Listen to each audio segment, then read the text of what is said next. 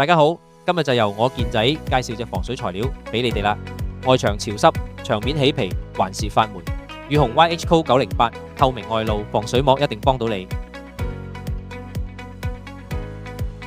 一、施工前準備，確認施工環境通風良好，避免在雨天、高濕度或低溫環境下施工。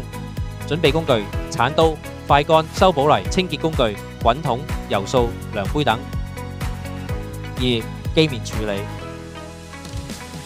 全面清潔牆身或地面，去除灰塵、油污、青苔等雜物。用快乾修補泥，填補牆面、坑洞、裂縫及不平整處。三、防水施工，開啟 YH-Co 908透明防水膜，無需稀釋，開蓋即用，操作便捷。採用滾筒或油掃均勻塗刷第一層，確保塗膜薄厚一致，無漏刷、堆積現象。靜止養護3到4小時，以手指輕觸牆面，確認表面乾涸不黏手後，進行第二層塗刷。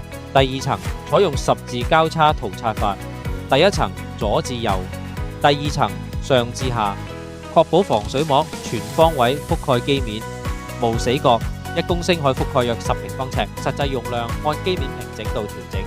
4. 完成效果，施工完畢後，防水膜會形成一層無色透明高彈性防水保護層。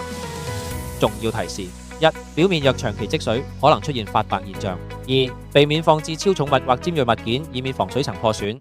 3. 施工後24小時內避免雨淋、浸泡，確保防水膜充分固化。揾高健，一站式防水維修物料就係咁簡單。